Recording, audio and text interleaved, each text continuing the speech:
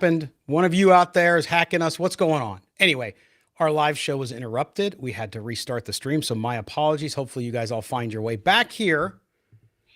Oh boy, I'll tell you what, Mo, you just never know with technology. Maybe it was my hair.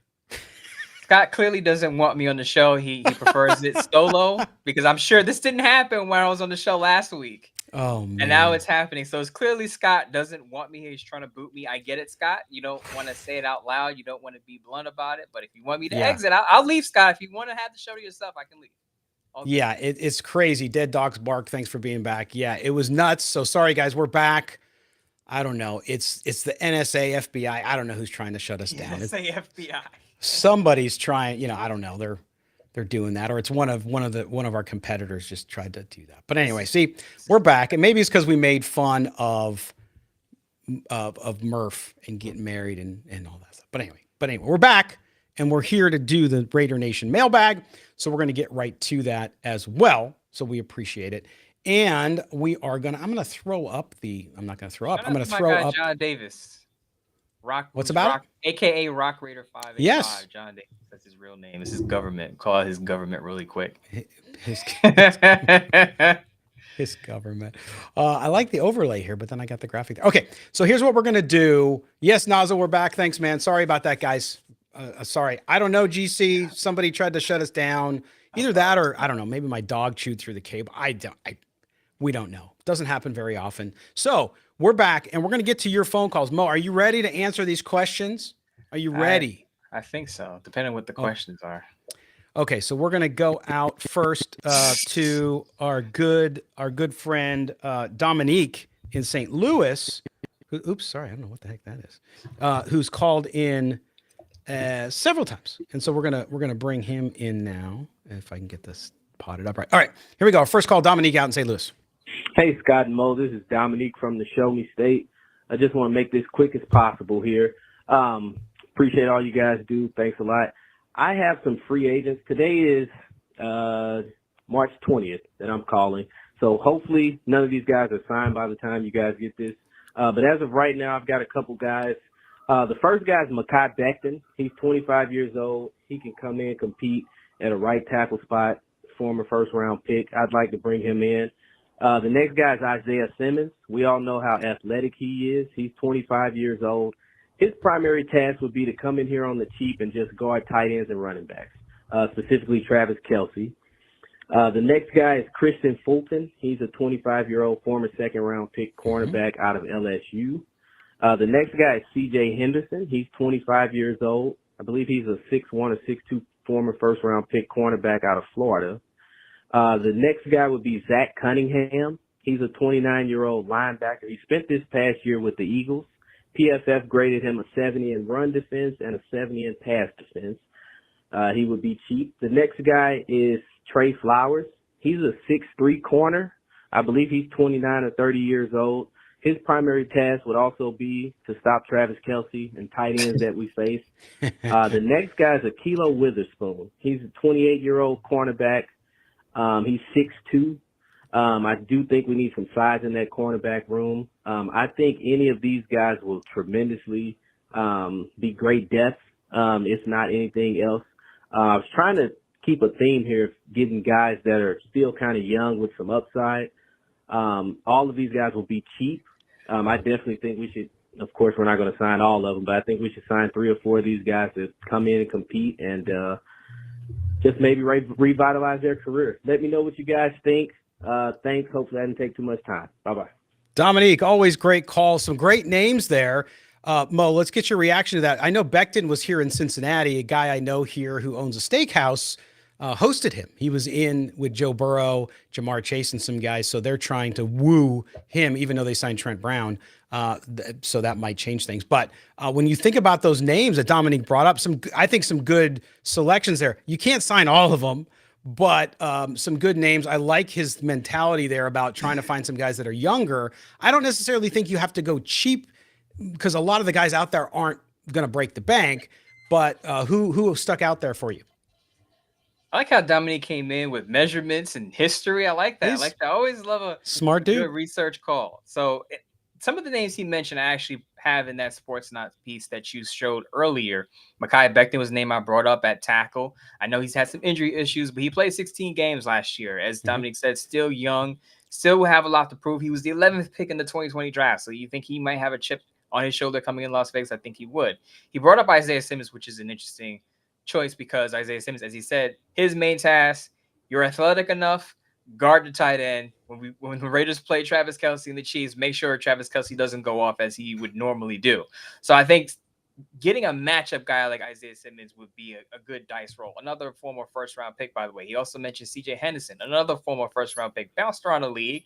But these are guys who had potential come, or I should say still may have some potential after being early picks coming out of college that could, turn their career around with the Raiders. And I think it's a good kind of method to have when you're looking at younger guys again who he came into the league with potential. And I like his list. So we could just take that list and just copy and paste it and send it over to the Raiders regime, and they can look over and pick off some names that they like. Again, Mekhi Becton, Isaiah Simmons very much stick out to me. You mentioned also Trey Flowers. It's a very good list. Shout out to Dominique for doing his research on that, because I think the Raiders could come up with one or two of those names by the end of next week, maybe. Hello, Tom Telesco. Here's the list. Dominique, send it to Tom Telesco. Great call. We got to move on. We got a bunch more to get to. All right. Buckle up for this one. Put on your helmet and your seatbelt. Here we go. Uh-oh. Hi, it's John with... Oh, sorry. No. I thought it was Jacob. From Oroville up here, John. Oroville, California. Wanting to call and talk about the Raiders free agent situation. I'm thrilled that they signed Christian Wilkins. Thrilled with that. I wish they would have signed Devin White, the linebacker, who signed for $7.5 million with Seattle, I believe, or the Eagles. The Eagles. Anyway, nice start. I'd like to see us pick up a linebacker in the draft somewhere. Maybe round 3 or 4 we could get Cedric Gray out of North Carolina. He looks really solid. And then as far as the quarterback goes, we've got to take one in the draft. That's pretty apparent. And everybody seems to think it's going to be a franchise quarterback pick. So take him in round 1. And if you think he should go in round 2 and you end up taking him 15 picks early, so what? You're getting the guy you feel like is going to be your franchise quarterback. You've got to pick him a little bit earlier than you thought you should have. That doesn't matter. You just got to make the pick. All right, let's go Raiders! John in Oroville, California, by the way. Sorry, I thought that was Jacob from Fresno queued up. I think Jacob's next, actually. I had my list out of order. But John called in live the last time I did a live show, Mo, and he's right about the quarterback. It's funny. I interviewed Hall of Fame writer Shireen Williams, who's the president of our Pro Football Writers of America, by the way. And I asked her about quarterbacks. I didn't ask her specifically about the Raiders, but I talked to her about how quarterbacks being evaluated now, everybody it loses their head over it and they go crazy. And one guy 1 week is the second best quarterback, then he shouldn't be in the first round at all. And she brought up a good point, and that is that she believes too that you're going to see NFL teams, they'll take a swing at a guy in the first round. And this goes to exactly what you and I have been saying the Raiders should do, by the way, which is because of the way rookie contracts are made. It's not like Sam Bradford when he got drafted by the Rams. Remember how saddled they were with that quarterback? They were screwed. They couldn't get out of it. Now, since the whole collective bargaining agreement changes twice over now, you get a guy. We saw what happened with the Bears with Justin Fields. I'm not saying that a coach and a GM always survive those situations, by the way, but you get the guy you believe can do it for you. And if for some reason he doesn't work out, at least after year 3, you're in a situation where you can see the light at the end of the tunnel. John's basically been saying what I've been saying all along. If you really have eyes for a quarterback, if you really think a quarterback could be your franchise signal caller, go after him and get him. I had a back and forth, a friendly, rational back and forth with someone on the X earlier today. And he said, the Raiders are drafting 44, but the teams that draft ahead of them in the second round, none of those teams need a quarterback, so why not just stay at 44 and take whoever falls to them? And I said, that also opens the door for other teams to jump up and get a quarterback, whoever it is, Michael Penix, Bo Nix, whoever it is. A team could just leap in front of you and get that quarterback at 33 or 34, whatever the case may be. The Titans last year moved up for Will Levis. Yeah. I don't know what Will Levis is going to turn into, but the Titans didn't wait in their current spot in the second round to wait to see if Will Levis is going to drop. They went up and got him. Yeah. And you can make the point if the Raiders want to trade up back into the first round, which I've been trying to push on the X to say if the Raiders trade back into the first round and grab Michael Penix, I'm fine with that because yeah, you're probably going to have to give up a second round pick in the next year's draft, maybe a middle round pick. But if you were going to take him at 44, as John said in the call, why not just take him 15, 20 spots earlier and develop him? Because now you get that extra fifth year option as well. And you're not saddled with, okay, do we pay him after that third year? Because as you know, players are eligible to get an extension after the third year. You have an extra year to develop that quarterback, whoever it is. Yeah. Allison likes Penix. There you go, Allison. Thanks for chiming in. I do too. So, and you look at that too, right? The Raiders have not drafted a quarterback in the first round since 2007, right? And we knew who that was 17 years ago. So it hasn't worked out for them not drafting a guy at the top of that first round. And so we'll see what happens, but I appreciate the call. John in Oroville, a new caller, and it was great. Okay, here we go. Now buckle up. Cat. Gulbransen. And Moton. This is Jacob from Fresno. What's up, guys? Bit of a slow week. You know, Madison. That whole signing is pretty neat, but I'd like to see some more. Anywho, I did have a quick little question for you guys, and I'll try to keep it brief. I've heard you talk a little bit about the offensive line. You mentioned our depth at guard and right tackle is pretty thin. We need to go out and address those positions. But one guy, when you guys were talking about the depth and who we have on our roster, you did not mention, and I'm wondering if I'm wrong, do we still have him on the roster? Dalton Wagner from last year. That guy, woo, pretty good in my estimation from college. He's of course he was an undrafted free agent, but just the size and the potential. If you look at his film, he's pretty fast. He's pretty quick-footed for a guy his size, and I don't know. I see a lot of potential there, but the question is, do we even have him on the roster? And if so, what do you guys see in him? You see anything like that? And I'm sorry I don't have a Schefter impersonation this week, but I will give you one Jim Rome. How about that? And it's in response to my take of Dalton Wagner being a great potential starting right tackle for the Raiders. And I think Jim Rome might say something like, wow, what a boneheaded move. What a boneheaded take by this individual. This guy doesn't know football. He is out of his mind. Absolutely terrible. Terrible take. I think he would say something like that. Anyway, guys, appreciate you.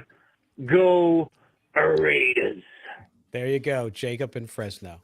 Dalton Wagner. I don't know if is he on the roster? I can't remember. Yes, Mo. He is. Yes, he is. 6'8", 320-something pound Dalton Wagner is still on the roster. He was on the practice squad. Inside info, not inside info, but side note here. Someone I work with knows Dalton Wagner very well. Oh, very well. Very well. So I'm kind of the Dalton Wagner watch guy with Bleacher Report. Okay. Someone who's hoping that Dalton Wagner makes the roster and becomes an eventual starter. But to answer Jacob's question, yes, he is still on the roster. He's just pretty much buried. I wouldn't say buried because now the Raiders have lost Jermaine Luminar, who was their right tackle. Dale Mumford, if the season started today, would be their starter, and Dalton Wagner would be their main backup at tackle, basically. So, he is still on the roster. Okay, so Mo will get him on the show then, obviously, because he's got the connection. So we'll see. We'll see what happens there. But great call by Jacob. All right, we're moving on to the next call. Here we go. Hey, Scott and Mo. This is Kevin C. from Florida. Longtime fan, first-time caller. Just wanted to touch real quick on trading up in the draft, as I'm sure everybody is. More and more, I'm of the mind that we just need to trade whatever these top teams are asking for. Because one thing that Scott brought up this week on the show was that, you know, the Raiders won 8 games last year, and that was with a rookie head coach, a rookie quarterback, a rookie offensive coordinator, all of which took over in the middle of a very tumultuous season. And we're still able to, you know, eke out 8 wins. So at the very least, I expect them. I don't expect any regression from the team next year. I would think that they would at least win 8 games, if not more, assuming the roster stays somewhat similar. So when exactly would we get the quarterback? If we, win at least the same number of games as this year, next year's draft, that would put us in roughly the same territory of that 10 to 15 range, which would probably, again, put us out of range of an elite quarterback talent. And even then, who knows what next year's draft class would even look like for quarterbacks. This draft class is, from all intents and purposes, an all-time great one with multiple players being potential, quote unquote generational talents. So when do we get that quarterback? It seems like now is the right time. If it's, 3, 4 firsts, a couple seconds, whatever it is, I say we do it. Me personally, I think we go for the number 1 pick. I know it obviously takes 2 to tango, but I think the Raiders should be having those conversations with those top 3 teams, all 3 top 3 teams, and saying, what is it going to take to get this done? I am not a fan of giving up pieces of the current roster, like the Devontae trade, or people have even thrown out Max Crosby, et cetera. I'm not a huge fan of that. But when it comes to draft capital, being that I think, for the most part, believe the Raiders are a player away from moving, into that elite level of teams in the league, I don't see why right now is not the time. Give them kind of whatever they want as far as future draft capital. Let's get this thing done. Let's move into that elite class of teams, and strike while the iron's hot. So, yeah, let me know your thoughts. Thanks. Bye. All right. There's Kevin in Florida. I think that's the first call we've had from Florida. And yeah, Mo, this is what we've been saying. You got to go get the guy you want. Now, again, getting to the number 1 spot, I think, is impossible. I'm just going to say it. I've been saying it. 2, 3, I think, are even almost impossible, but you just never know. So I like that. And look, the Raiders have other needs. We talked about them in the first segment of the show. But if, again, you just said it a few minutes ago, didn't you, my friend? If your guy's there, go get him. Right. And as Scott jams his jingle over there, look, to me, Bears draft the quarterback number 1. Washington's not moving out of number 2. New England, as I've been saying for the past month and a half, that's the spot you're looking at if you're going to trade up, simply because that team, we don't know what's going to happen. Elliott Wolf is taking over in the front office now that Bill Belichick's out of the picture. Gerard Mayo's the new head coach. We don't know how the Patriots plan to build their roster. So you're calling the Patriots probably first with the hope that there's a slight chance. But as I've said earlier, the Minnesota Vikings have 2 first-round picks. So whatever the Raiders are offering, the Vikings can offer a better immediate package because they have those 2 first-round picks. So now if you're the Raiders, you're looking at J.J. McCarthy as the 4th quarterback off the board. Michael Penix as the 4th quarterback off the board. And if not, you're just sticking at 13 because you don't, as the call said, Kevin in Florida, you said this, you don't want to give up current players. And I think that's the only other way the Raiders are going to move up into those top spots is that they offer one of their top players because, again, they don't have the draft capital to compete with the Minnesota Vikings on immediate return right now. Yeah. No, great call, Kevin. Thanks for calling in the first time. We appreciate you listening for as long as you have. Make sure you call in again. By the way, OG Raider 805, in my opinion, we should draft OT in the first, cornerback in the second, and Jordan Travis in the third.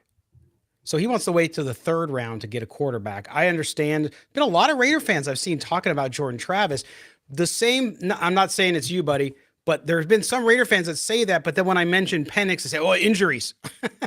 I'm like, Jordan Travis had an injury too. Now, not as many. I get that. But I just think that you don't want to wait till the 3rd round. I mean, if nothing happens and you have to wait till the 3rd round, fine. But at that point, what do you get? And then it's really just Aiden O'Connell, Gardner Minshew. But even if you get a Penix or somebody up in the draft, let's say that's where they are at 13 and they can or move up a couple spots and get them, or whoever it is. To me, it's a no-lose situation because the pressure won't be on the rookie to start. You have Minshew, you have Aiden O'Connell who played last year for half the season. So it's good competition in that room. And if he doesn't win out as a rookie, all good. Doesn't mean he's a bust. It means he has time to develop and sit back and watch 2 veterans who've done it before.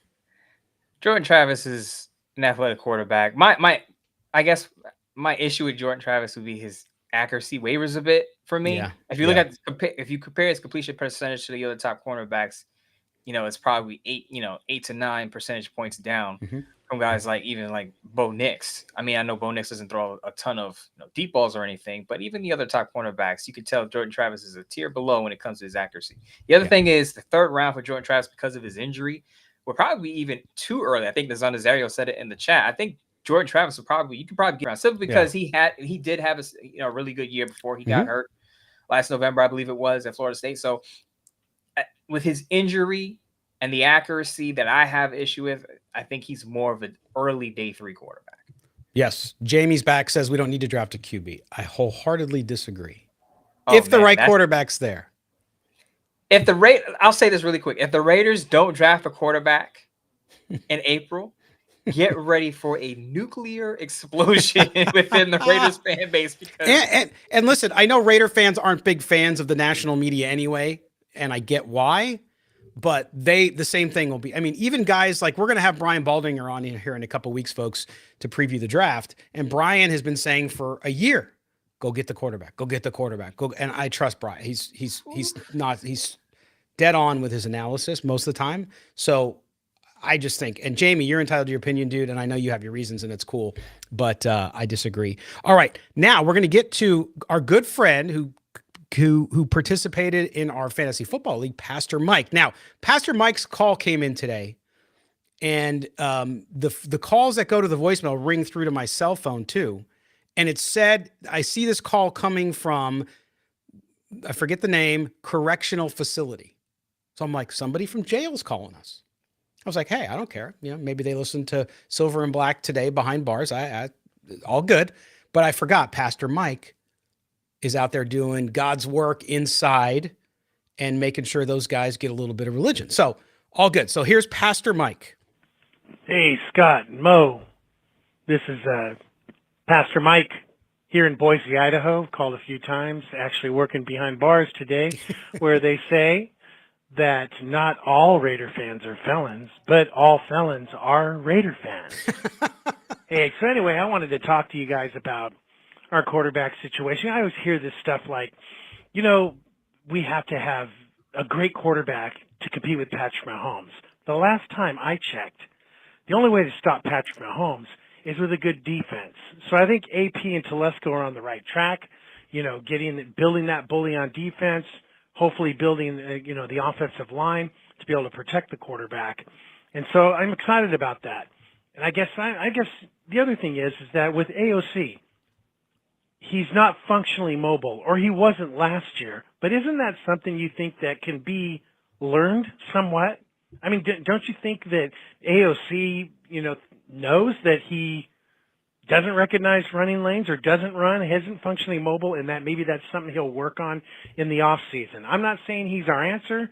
I like the Minshew, addition, and maybe we trade back into the first, get Penix or Spencer Rattler, like Rattler too. So anyway, I just wanted to throw that out there and listen to your comment. What say you guys? All right, you guys have a good day. Raiders. All right, Pastor Mike, doing some important work there. We appreciate the call from inside. I love it. Mo, I'm going to comment on this first, if you don't mind. And that is, I think quarterbacks can get better at a lot of things. They can get better at footwork. They can get better at throwing the ball. They can get better at timing. They can get better at recognizing defenses, especially a kid coming out of college. But I equate it to this, and I know baseball just kicked off today with my Padres losing, but what's new? But it's like a home run hitter. Like, you don't take a guy who's a singles hitter for average and say, okay, well, he's a really good hitter. He can be a home run hitter, and it has nothing to do with strength and body build. You see plenty of guys who have the build and the strength that could hit home runs, but it's just not their thing. Maybe that's not the best analogy, but I will tell you, I just don't see it. I didn't see it in 6 years of college from Aiden O'Connell. I didn't see any of it last year. I think Aiden O'Connell does great things. I think Aiden O'Connell's a good pro quarterback as a backup. I've said he's going to compete for the starting role. I don't see the mobility thing getting better. I see him buying himself a little more time and maybe moving out of the pocket a little bit, just like Derek Carr did that year he took a leap under John Gruden. But I don't see him becoming that functional mobile quarterback that we talk about. I don't think he can gain functional mobility as he ages. What he can do, there are two things Aiden O'Connell could do to mitigate the negatives about his limited mobility. One, you get the ball out quickly. Two, you can improve your pocket awareness. So I know these are extreme examples, but Tom Brady and Peyton Manning were two of the most unathletic quarterbacks I've seen in my early time watching football, and they still were able to dice up defenses from the pocket. They were able to do that not with increased functional mobility, but with increased pocket awareness, knowing where the rushers Right, are coming from, right. and being able to kind of move, not necessarily run around or move around a whole lot, but just kind of slide to the left, slide to the right, and then get rid of the football and make quick decisions. That's what Aiden O'Connell is going to have to do if he's going to be a successful starter in this league, because I don't think he's going to gain athleticism. Defense is almost as good as being mobile. Exactly. Yes, exactly. And that's the point. Processing. I think processing. Exactly. And he's a smart kid. So I think he can. I'm not saying Aiden O'Connell is what he's going to be. He's not going to get any better, but there are certain limitations he has that he will not change over time. It's just, can he compensate in other ways? I still think, though, again, we've talked glowingly about Aiden O'Connell on this show, but you also recognize what he is not. And so I'm not going to say he's going to be a franchise quarterback. Maybe he'll prove me wrong. I don't know, but I just don't at this point believe that that's possible. So that's just to put a bow on it and wrap it around to some earlier discussion. If Aiden O'Connell has a shot to be the starter, they better address the right side of that offensive line. Because the other thing about Tom Brady and Peyton Manning is that they had some good offensive lines, and the Raiders now have 2 question marks at right guard and right tackle. So if there is a possibility of Aiden O'Connell being the week 1 starter, they better invest early in those 2 spots. And when their lines. All right, we're back again. I don't know what's going on. You guys are still there. Thank goodness. All right. So last text, and it says, "Hey, Scott and Mo, this is Vaughn here in Salt Lake City. I've been thinking about this since Telesco was hired, and I'd love to hear what you guys have to say. Love the show and the non-biased reporting. LOL. Everyone in Raider Nation has been hoping for a good combination of GM head coach who work together but are not swayed by each other when building the roster. I realize Telesco was hired after AP, but it seems as though the balance will be more traditional than what we've seen in the last few regimes as far as the final say goes. My question is, how will this draft affect the relationship? AP has been making comments since the day he got the job about being aggressive and even making fans think he has a shot at Jaden Daniels. It seems like Telesco is not going to hamstring himself right now out of the gate for years to come, and AP has pressure to win now. As much as I'd like them to work together to find the best solution, it seems like the philosophy could not be more different for the two on how they address this year's draft. Will one sour on the other if they can't agree on the best way to solve the Raiders' biggest problems? Thanks again, and just one baby, Raiders." So that's our good buddy Vaughn in Salt Lake City. So Mo, this idea that they might not work together. Now remember, I know people aren't going to want to hear this. Antonio Pierce is an authentic guy, but he also plays to the eye. He's a smart politician. So some of the things you hear and see doesn't necessarily mean that when he's in a room with Telesco, he's acting that way. That's my take on it, to put it simply. Yeah, I get what you're trying to say. So what he's saying publicly may not necessarily match what he's talking to Telesco about, or what they speak about as far as building the roster. Right. And it's not that he's lying, Mo. By the way, I just want to say this real quick. Right. I'm not saying that he's lying or being inauthentic. You have a public position on something as a head coach, but behind the scenes, your working relationship with the man who technically is your boss is very different than what you might see in public. That's all I'm saying. And stylistically, they couldn't be any more different, right? Of course. So it just looks like that. Yeah. Right. So that's the other thing about this. But a lot of people came after Antonio Pierce about, I remember I think he was on the pivot and he said no Band-Aid quarterbacks, and then the Raiders signed Gardner Minshew and they go, well, I thought no Band-Aid quarterbacks. So that goes to your point that certain things that he says could also be taken out of context, where you have to, there's, as with a lot of things, there's gray area, right? So when it comes to Tom Telesco and his history, a lot of people want to point out that Tom Telesco doesn't trade up for quarterbacks. And I'll say the Chargers haven't had a need at quarterback. He got there. Phillip Rivers was there. And then they got Justin Herbert in that draft with Tua Tagovailoa and Joe Burrow. So he didn't really have to move. There wasn't any urgency that, okay, we got to move up from 25 to get our quarterback, because the Chargers had a top pick that year.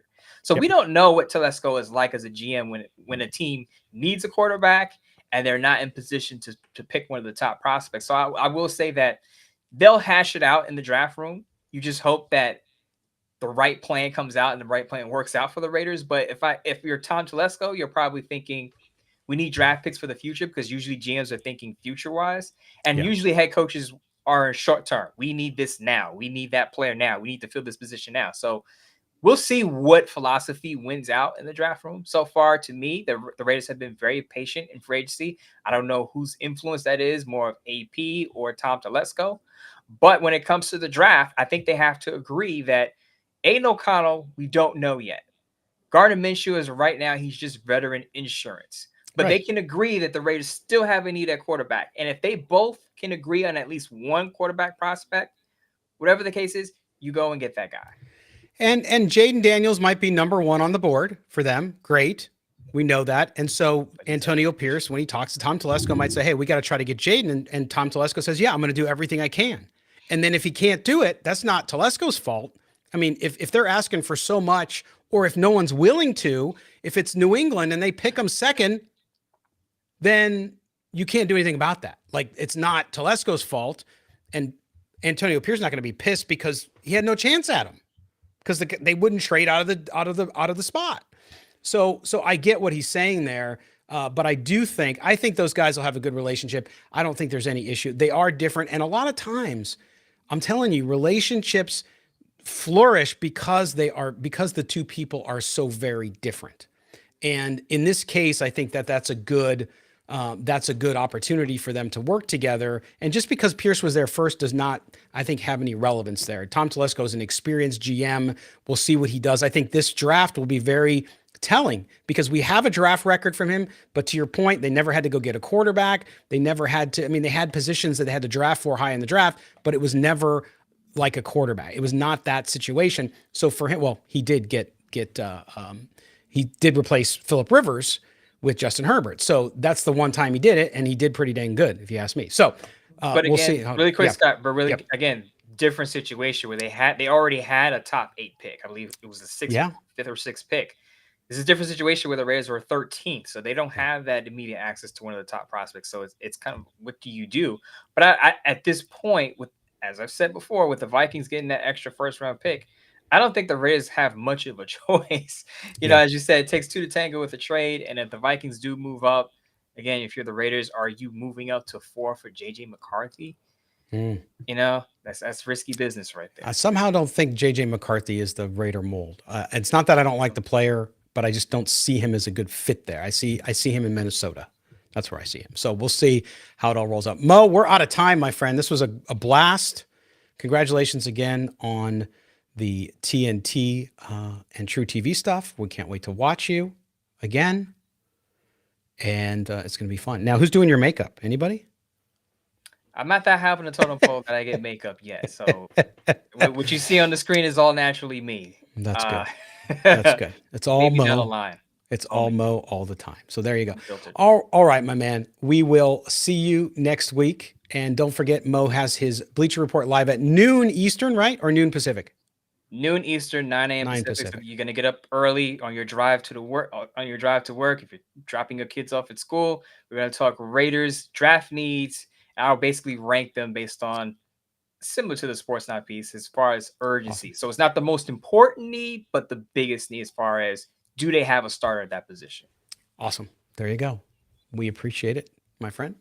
We'll see you soon. And we appreciate you guys all being here. Sorry for all of the technical stuff. I'm not sure what happened, but we recovered and you guys hung around. So thank you so much for being with us. Great chat. Jamie, it's all good about the hair. I can take it, man. You don't do this for 8 years and take that stuff to heart. And I know you were kidding anyway, so it's no big deal. But we appreciate that very much. And someday I'll come on with my hair when it's puffed out. You'll think I'll look like a crazy scientist. Somebody called me that anyway. So it'll be fun. But anyway, do us a favor. Make sure you subscribe to the podcast. For those of you listening on audio on Thursday, thanks for listening in. Subscribe, hit the auto download. Also, for those on YouTube, thank you so much for the chat. Hit the subscribe button, that thumbs up, and also hit the notification bell. Ed Marshall, thanks for popping in at the end there, my man. Jamie, thank you, brother. And thanks to everybody out there, especially our callers. Make sure you call in 702-900-7869 for the Raider Nation mailbag next week. All right, everybody. For Mo, for